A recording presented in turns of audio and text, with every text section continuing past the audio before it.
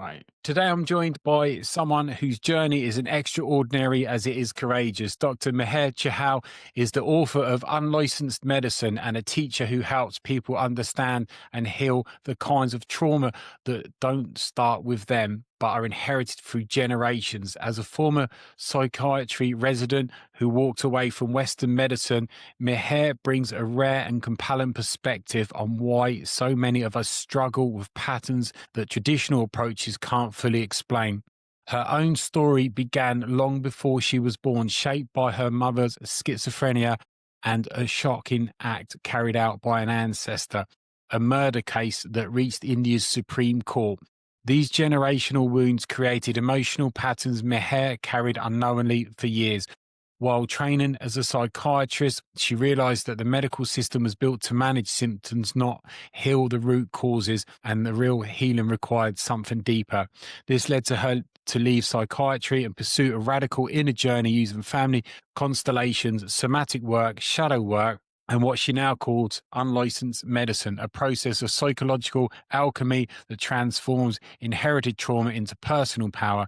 Meher doesn't speak as a guru. She shares her work as someone who has walked through fire and now offers her insights as a possible path for others. I'm honored to have her on the podcast today to explore ancestral trauma, hidden emotional patterns, and what it really means to reclaim your story. Welcome to the podcast. Thanks for taking the time and coming on today. Thank you so much. Thank you for the lovely intro. Absolute pleasure. So I usually say take us back to the beginning, and that can be anywhere for the guest. But I'm guessing with yourself, it's even before you were born with everything that's gone on. So take us back to what is your beginning. I'm not sure, but I would say, like you said, I think the patterns of ancestral trauma occurred in my lineage long before that I was born. And has resulted in mental illness in my the female side of my lineage, and in family constellations therapy, which I'm trained in, same gender or same parent trauma is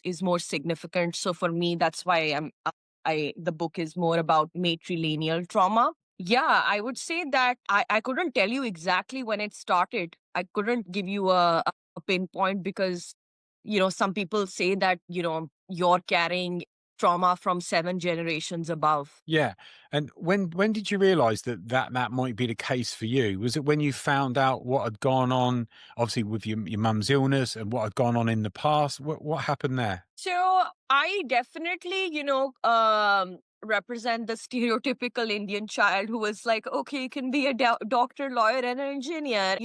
If you're intelligent, then you're going the doctor route. So there wasn't much wiggle room there. So I did my medical school in India, and then I came for my master's or my residency to the United States. I was very much in my Western medicine logical brain, very pertinent to this. And I think as far as we know, or the general perspective about how trauma goes is like, okay, you act a certain way because so and so happened in your childhood. Your dad was like that, so you're like this. Or, you faced that, so today you behave like this. Or it's very much like, okay, let's try to get you into a box of the DSM of like, like a check mark list of this thing. And, is this OCD? Is it major depressive disorder? So I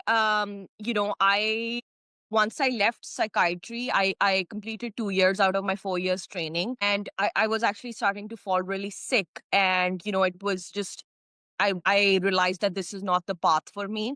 And when I kind of started on my own spiritual journey, and I would kind of share with spiritual mentors or teachers or coaches that I had like met on the way, and I would kind of briefly share my family history, they would all be like, have you heard of family constellations? And so I kept like receiving that nudge again and again. And once I finally left residency, I found my mentor slash teacher slash um, you know, person who I got trained under. And I, was really mind blown by this therapy, which is like based on, for me, it's like the perfect combination between science and soul and epigenetics. And that's where I started realizing that how much deeper than it is than just, I have a tendency to struggle with depression because my mom has a history of mental illness, and how far back and how ancestral patterns are actually repeating.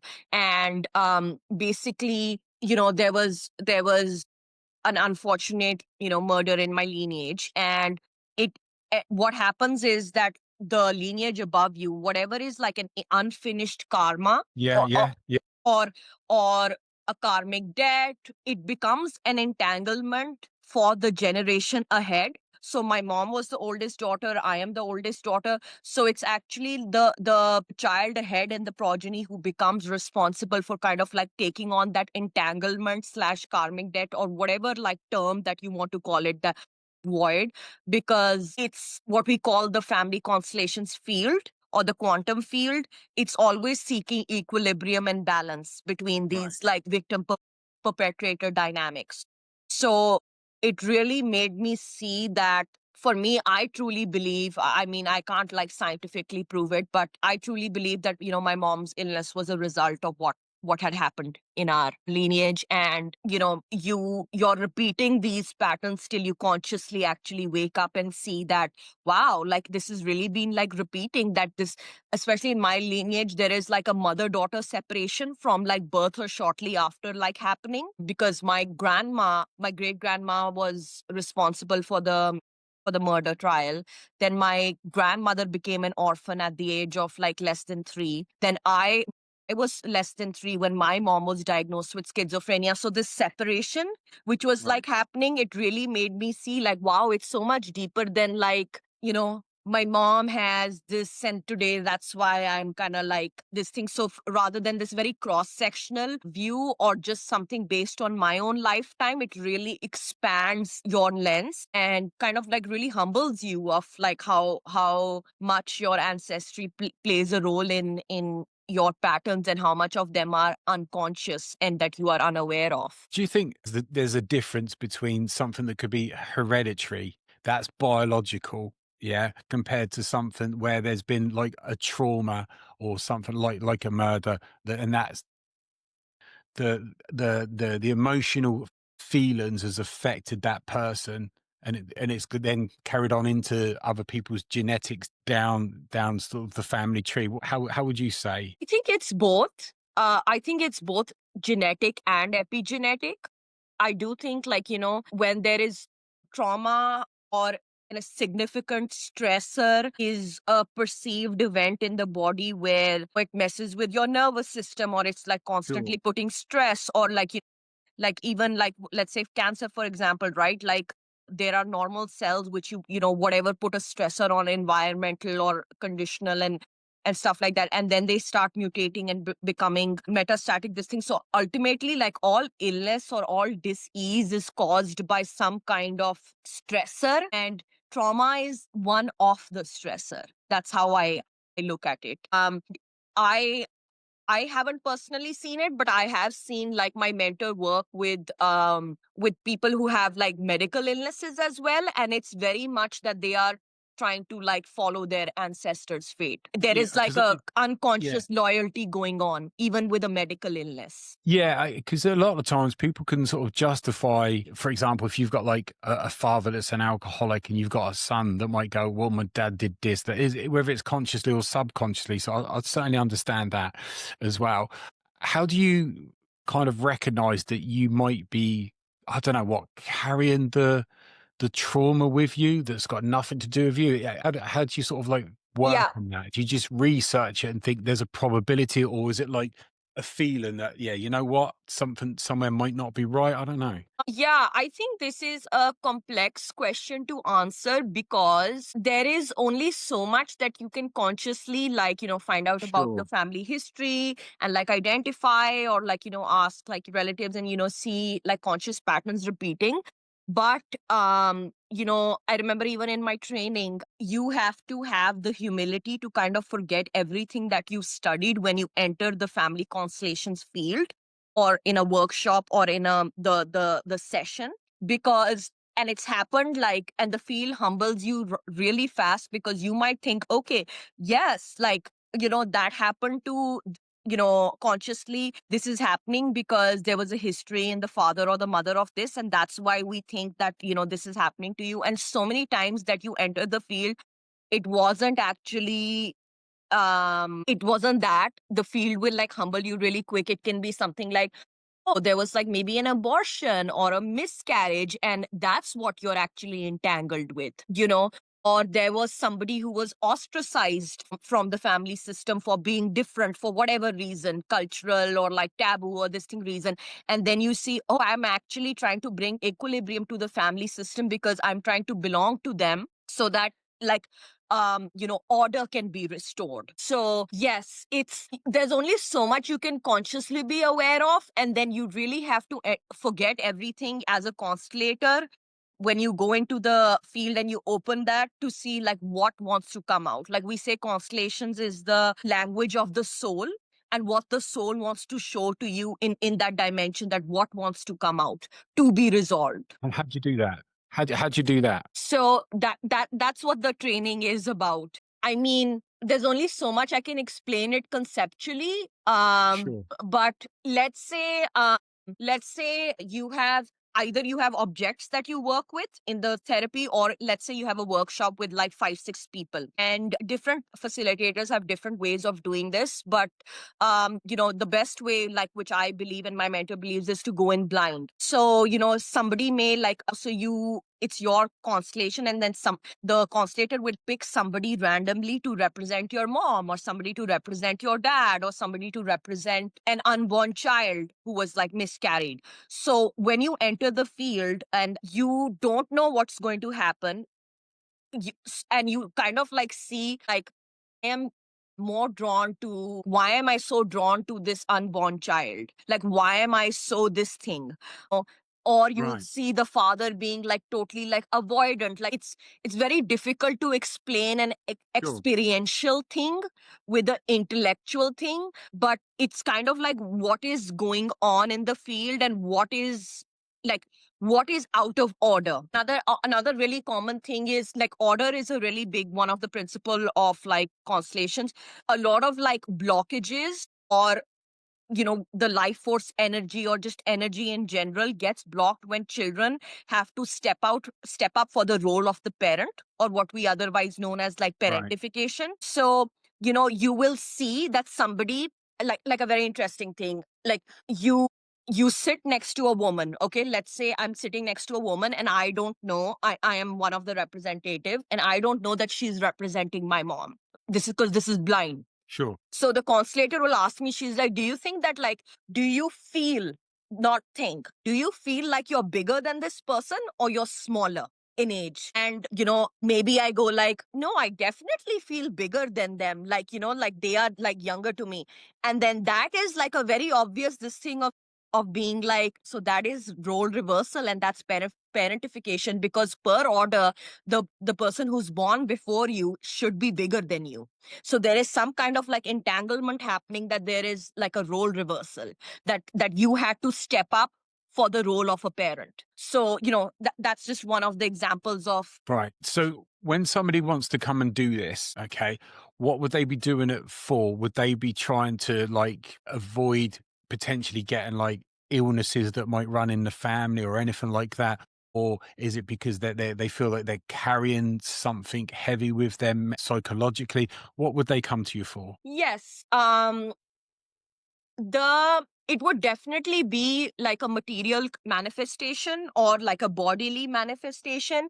It would be something, yes, like something like a burden. Like, for example, I consciously try my level best to take care of XYZ illness, or XYZ in my, let's say, career just doesn't pick up. Like, no matter how hard I consciously try, or how disciplined I am, there's some kind of like block which just feels bigger than you, block, burden. And that is something that like people come to explore. Like, for example, visibility is coming to my mind. Let's say you have a really big visibility wound. It's like, no matter, you're a news reporter, and every time you have an opportunity to level up, or let's say get like more visible or social, something happens and you self sabotage, or you Yeah. just can't step into it, whether it's you doing it, or whether externally something happens where you're just, where let's say you have an accident, god forbid, before a big this thing. So it's that can also like indicate some kind of like hidden loyalty going on. So yeah, to answer your question, there'll be like a big block where they just can't seem to barrier through it no matter how hard they try. Right. And what sort of emotional block could that be? Like a loyalty? What would that might be subconsciously that they're self sabotaging for? Because as a therapist, often when I've got a client that's self sabotaging, I'm looking into their childhood. Did they get enough support? Were they criticized? All of the usual things there as well. What would you be looking for? I would definitely ask about the family history. Like, for example, suicide is very common in like certain family histories. Um, Yes, that I do. Yes.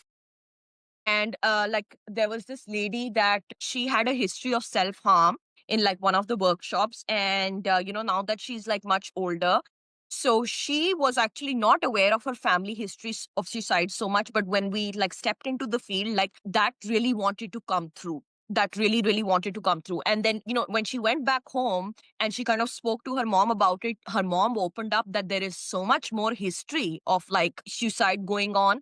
And for example, as far as a symptom, and again, I think suicide is so complex, so it's so difficult to like reduce it to this. So this is just Sure. one dimension that Yeah. I'm opening up and commenting on.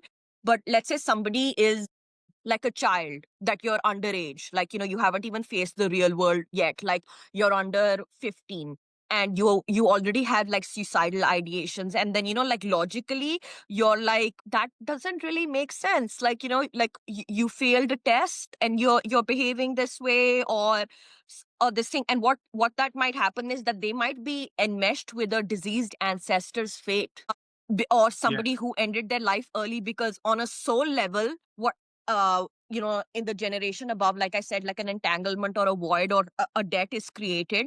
So then the next one has to come and like fill it up. And it can be on a soul level, what is going on is that, who am I to live a full life when you couldn't? Yeah, and with suicide, from a therapist's perspective, I know that suicide can run through generations. It's kind of common in people. You've got the grandfather that's committed suicide, then the father, and then you've got the son, which is like terrible. Therapy side of it, from what I sort of studied, it's because it seems to be like a subconscious thought. Well, I've got permission to do that because they've done that and they've done that there as well. But it certainly goes with what you're saying that things can be passed down consciously, subconsciously through the generations there as well. Yeah, and the thing is that a child will do anything to not betray their family system and to belong. So on a soul level, it's like, I will follow you in your fate because at least this way I belong. Yeah, and it's always about belonging, and and, especially and, and a yeah, loyalty that you're like repeating, yeah, even if it's self sabotage, or like yeah, consciously, it's like yeah, oh my god, like you have such a good offer going, or you have like everything else on paper really going well for you, like why would you like consciously like not do this? And it's like, no, but like at least if I like self sabotage unconsciously, this way I at least belong to my ancestors. yeah. No, I understand that. And as a therapist, I was thinking that when I speak to a client for the first time, I tend to work quite quickly, and I tend to find the root causes fairly quickly. Now, if somebody says to me, I've got a trauma, this, I'm always thinking, what's caused that trauma? Or why do you have a belief system like this that you want to self harm or whatever it might be? Most of the time, I'll find it. But there's other times I've had clients that's gone, Lee, there is not a root cause. And I'm like, well, there must be. Let's keep on going, find it. And there's times where I'm there going, well, maybe something's happened and you can't remember, which can often happen. But it does make me wonder with what you're saying that they're there going, Lee, I feel in this way. I can't tell you why. Nothing's happened to me to feel this way, and that's it. Hmm. Then I wonder, Hmm. it's a conversation with yourself where you go, actually, you know what? Forget what he's talking to you about. Come and talk to me about this. Yeah, that is actually very interesting, because, and it's so like, the more that I like, whether it's myself or whether it's with clients, with other people, it's almost like freaky to see the accuracy of like the repeating patterns, to the extent that like when I first had depression, I was 22 years old in medical school. And at that time, I didn't know like what was happening to me. And like for the first time when that happened, it was like all I just knew was that like I felt very different from what you usually feel like when you're sad. And it took me a long time to, even like get the courage to see a psychiatrist and like, be on medication to like treat that and stuff. And now when I retrospectively, like now that I know about constellation and stuff, it's so interesting that my mom's mental health issues started exactly when she was 22. Yeah. And was there any reason at 22, or it was just I when it feel like started? that was like an unconscious loyalty which was going on at that time, to like the fact that it was so this thing just with the age. I've also seen it with abuse victims like SA. I've seen it with this, like know of someone, they face the abuse exactly the same age their parent did. Yeah. So it's like repeating. There is some kind of Yeah. like entanglement going on that it is like making you manifest that at that same age. I wonder if it comes to like subconsciously doing like a law of attraction, something like that. Because obviously you send out positive or negative things there. I don't know, subconsciously you're sending out some sort of negative thing that comes back and it gives you that set of circumstances. I don't know. It'd be interesting to find out if that's something that could happen. Now it's So do you think there's a chance of like a law of attraction? If you subconsciously send out negative vibes, that can cause something similar to happen that like a family member, an ancestor went through there, something like that. I do believe in like subconscious and law of attraction in certain ways, but I would say that family constellation really goes deeper. I think that this is totally unconscious. I think that like I would call it completely unconscious. How do people get aware of this? Because a lot of people won't know. Not many people are looking in that direction. They're looking at like, I'm going to get therapy. What's happened to me? Nobody's even thinking about that. Well, why would that connect to me? But it makes sense that it does. So, I definitely think, like, how we're talking about on this podcast and kind of raising awareness. I definitely think that this needs to even, like, by my book and like sharing my personal history. I think it was very difficult for me to actually do it because, like, who wants to go out there and talk about their like deepest, darkest traumas? But I felt like, the world does need this. And like, why isn't there enough awareness about something which is so powerful and root cause? I feel like, and I've discussed this with my mentor, I think there is so much of shame and so much of the, skeletons in the closet and so much of like stuff like this being taboo. Even when people come for constellations and people that I know of like constellations, doing constellation, there is always this sense of like hush hushness yeah, around it because nobody wants to like hash out their like dirty laundry in public, and especially like dishonor their ancestors. And personally for me it's also really difficult to like talk about it, but I'm really trying my best that this is not a blame to your ancestors. This is more of like understanding that they kind of did what they best, and you now, by the yeah, virtue yeah, of evolution, have sure. have the consciousness and free will to seek the right kind of like therapy and make different choices and relieve yourself of these karmic debts and entanglements. So I definitely think that there needs to be more awareness about this, that this needs to be more mainstream. And I think people who've had positive experiences should come out and share that, because it'll help somebody else who's like, I don't know, man, I've spent 10 years in talk therapy and we are going around round and round, and like Which nothing's really happens. changing. Yeah, I think it's certainly with like clients, you kind of know early on if you're gonna get results for them. And sometimes talking therapies is not going to work for that person. And sometimes therapy just won't work. So where do they go? So at least if there's something else for them to try, who knows what results they might get. Whereabouts is it in the mainstream now? Because this sounds fairly new.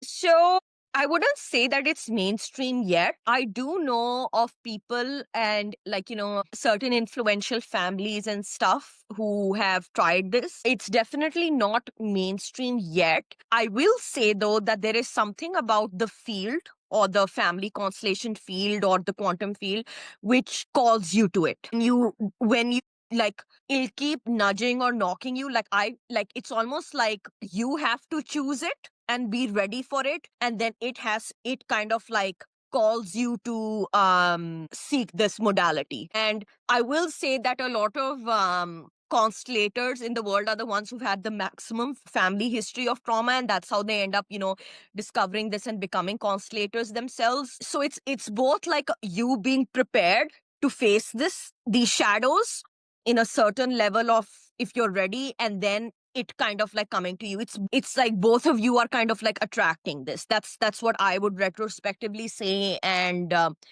people who need to find it, they end up finding it. And where can they find it at this moment in time? Where can they find this? I simply just sharing my own example. I think it was like almost 7 months before, from the first time I'd heard of Constellations to me finally like reaching out to my mentor, because I was in my dark night of the soul. Like I had tried like everything else, and I simply went to Google and I was like family constellations therapy, Brooklyn, and I ended up finding, this lady which lived like 10 minutes away from me by car. So I think that where there's a will, there's a way. I'm like, from what I hear from other people, like recently I met somebody who does like QHHT for quantum hypnosis therapy, and she was like Russian, and she told me, she's like, "Oh, it's actually very popular back in like Russia." So I keep like hearing like these different things. Then I spoke to somebody from India who's also an astrologer, and she also learned like constellations. So I do see it like bubbling up like Sure. unconventionally on the periphery. You can simply just try to find, or like Google it, chat GPT it. Like we are so connected in today's time, where if you know of somebody who's worked with somebody who's a facilitator and it like worked for them, get their reference. So yeah, I just think it's like trying to like find what's nearest and most available for you. And so it can be See, done even online. so is it easy enough to find? It's not like you have to go because I've had like guests on where they deal with a type of like therapy where they use like a hallucinogenic, but you can only do it in like Mexico or somewhere like that. It's nothing like that at all. This could be No, anywhere in the world. no, like, like now I would say New York, there are about like three really popular constellators that I like know of. And it is, then I like was working with a somatic coach who's based in Colorado, and he told me that he knows like five different people who are like going to this thing. So I see it bubbling up in in Ooh, in ways slowly and like surely, but I wouldn't, yeah, it's not mainstream yet. But yeah, I wouldn't call it hard to find. that's good. That's good. And what is somebody that goes and has this? What would a successful outcome look for them? What would the successful outcome look for them? It definitely depends on the presenting issue or the energetic block that they went with, whether it was a money block, whether it was a career block, whether it was a relationship block, whether it was an illness block. For example, I went for one to give a very concrete, because I feel like mental health is so like multi-layered. It's so difficult to like tell somebody, hey, like just go do one session and you'll be cured of like, depression. Yeah. It's so much deeper, nuanced, and complex than that. But if I have to really give a concrete example, I remember I had lower back pain for almost like 2 years, and I would like go to the chiropractor pretty frequently, and I would, do everything that I can to take care of it, heat patches, like XYZ. And it was my right lower back. This like sounds like magic, but I'm like being totally honest. I went for a constellation around my this thing. And also, I would say the more specific that you make your presenting issue, rather than being something vague like, I want more money, or I just want Sure. better Yeah. health, Yeah. the more like Yeah. really specific that you make it. So I did one for my lower back. And what like really came through was that I wasn't getting like, and right side is dad and left side is mom, like the masculine, feminine, this thing. So what came through was that there was not enough support or leaning in of onto like resources and support going on in my like paternal lineage. And once that kind of like block was taken away and that entanglement or that order was restored, I have never had lower back pain after that day. That's crazy. That's right. It's crazy. It's really like sometimes when I go into my logical, intellectual, like doctor brain mind, and I'm just like, is this just like a figurative of my imagination, or like is it like really concretely working? Because there's so much spiritual stuff out there, right? Like Yeah. every Tom, Dick, and Harry like claiming to be a spiritual guru, and then I really like remind myself of like something very, very concrete of something like this, and I'm like, no. And I know somebody who had multiple sclerosis, so they were not directly my client, but I know of them, and they found a constellator to they had already, and the course of like multiple sclerosis can be, it's there are like four different ways it can be: relapsing, remitting, it can be like, you know, like a stable one, or it can be something which is like very fast deteriorating. So he never, after he started Constellations, he didn't get cured of multiple sclerosis. He still, you know, deals with this thing, but he never developed a new lesion after that in any of his like MRI scans and stuff like this. Because you know, what basically multiple sclerosis does is that it's destroying your neurons in a way, and you know, causing these like spinal cord like lesions. So he never had a new lesion after that. Different reasons, even like money blockages. Money is also something very, which is very, like we say that money is the highest form of like spiritual energy and currency, and money is like love in the field. How you related to love, or how love was given or not given in your family system, how love takes care of you when you're growing up, that's how money will take care of you once you face the world or you become an adult. So it's very interesting to see those like patterns also repeat. So, you know, when there is a blockage of like receiving love, or entanglement or trauma in your family system, many times by removing that block, you know, clients have like manifested money. Yeah, yeah, I can certainly understand that as well, and that's like with like other ways that are similar about having the law of attraction, having the correct mindset as well. That can you send out to your universe and get back. So I understand the concept there as well. Tell us about your book that you've written. So my book is a personal healing memoir of my own journey from like healing from what I would say complex PTSD, and a memoir of healing from ancestral trauma, and you know, trying to bring this modality and make it more mainstream and share this medicine with the world. I would also, and how it's different from Western medicine, as somebody who's worked in it for almost a decade, you know, I think, and how you can use both. Like, you know, my therapist would always tell me like something which is very wise. She would say, you know, like, Meher, life is not or, it's and. You know, you can still be on your antidepressant and get whatever medical need or help that you need. Absolutely, you should do that, and at the same time go to your root cause, this thing, a problem. And it also talks about somatic healing, really, because you know, constellations can be really re-traumatizing when you like Yeah. have lived all of your life in denial, and you think you're like trauma free, and then you go into it and you like, you get to know all of these like skeletons popping out of nowhere.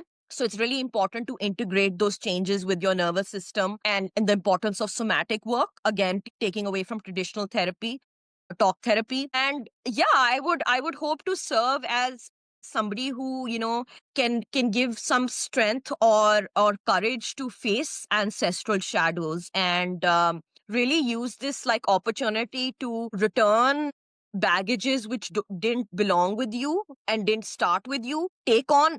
And not everything from your ancestry is bad. That's all, another thing that I really want to say. You know, ancestral gifts, like somebody like my best friend, she's a singer, and her mom who passed away, so interesting, she was a singer too. And so even the ancestral gifts that we have, they come from this. Like my mom Yeah. wanted to write a book, you know, and she wanted to publish it, but she never got to because of her illness, so she never got to this thing. So for me, like, it's very sweet and like an ode to my mom, because when I was growing up, never in my wildest dreams that I was like, I want to be a writer, I want to be an author, or I want to publish a book. So, you know, when you like release these entanglements, debts, restore order, you also allow yourself and you open yourself to this life force energy or love from your family system to receive, to create the things that you want to create in the world. It's not only like, oh my God, why am I paying off your karma? It's all of these other good things which comes, because once you open up or you free an entanglement, love or energy can flow freely. Um, so, you know, my purpose is, I think, education, awareness, and I really don't want to, you know, come across as somebody who's like, like this is the latest like magic pill in the market, like or I'm like this like spiritual guru, because many times that leads to like idol worship, or it's kind of like, okay, that person did this and now they're on a pedestal. I really wanted to say that even though like I was a doctor and on paper I had like everything that one can need, we are not immune to the complexities and the grief and the traumas of being a human being. So I really wanted to share it from a equals perspective and not so much as a guru perspective. Yeah, no, that I think that's a great approach to have there as well. And just finally, what's next for yourself with this? What are you doing next? What's next for myself is I am interested in psychological astrology and also like combining constellations with this. Another really cool thing, which is very interesting, is there's something called business constellations. So you can even do constellation for businesses. So that's what I am personally interested in. That's like what I would want my niche to be. And like I recently did like a business constellation for one of my friend, and she has like a spiritual business. And basically what came through, and she was having like her presenting issue was like she gets clients, but they don't end up coming back. That was Right. kind of like her presenting issue. So when we went into the field, what was happening is that parentification was going on, that she was kind of like taking the role of her parent, and that was kind of creating a blockage. And Yeah. if we can really look at like businesses as an extension of your own creative or life force energy, because it's not two separate things. Like everything is energy, and your business is like, my book is a very much representative of my creative Yeah. life force energy. Like I had such a dip after like having the book published. I was like, I had like postpartum depression with like after having like, because Yeah. it took so much energy to Took like so much. birth it. So I am personally interested in like helping eco-conscious businesses to like increase their revenue and make an impact in the world, and kind of go the business way of this, because I have had to deal with this like wounded healer archetype all my life. First being kind of like told to do medicine, and then, being in psychiatry, and then kind of being like, Yeah. parentification, and then, the thing with my mom. So what I learned is that I don't want to be in this role of a traditional healer slash Mm. therapist, Yeah. because it's a lot for me, and it's like reliving that and being in those spaces and that energy again. And so combining it with businesses is a good way of like, it's purposeful as well as it's more on the financial business side. So I am trying to like pivot away. Even with astrology, there's some I want to like really make it a niche and hone into my niche, because I'm always trying to make my, I think, biggest goal is how can I combine science and spirituality. As somebody Yeah. who came from a Western medicine background, how like, because I feel like these two places are at war with each other, where like spirituality is like, they're like drugging people, and they're harming people, and they're numbing people, and whereas like Western medicine is, this is all like woo woo and like delusional stuff. So my interest peaks when I can really take like astrology or like constellations and really make it practically useful. So that is where I'm hoping and heading towards. Yeah, it's been fascinating talking to you because it's so much there that I don't know about, and to hear it, and it really it does make sense, and you can see from people's like ancestry why that could certainly affect people, their genetics, whatever it might be, where people can have blockages in life there as well, and sometimes not going down the traditional route, it might be a lot more beneficial because sometimes those routes just don't work for other people, and if you've got something new and then that's going to get you some results, then brilliant. Yeah, but I think what you're doing is just so interesting there. So I really appreciate you coming on the podcast today. Dr. Mahir, it's been absolutely brilliant. Thank you for coming on. Thank you so much for having me. I really, really enjoyed our time together. Thank you. Thank you.